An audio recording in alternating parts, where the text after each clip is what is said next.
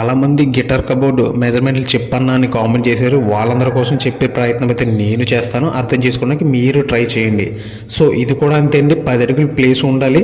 Guitar height వచ్చేసి 5 అడుగులు, వెడల్పు వచ్చి 2 అడుగులు.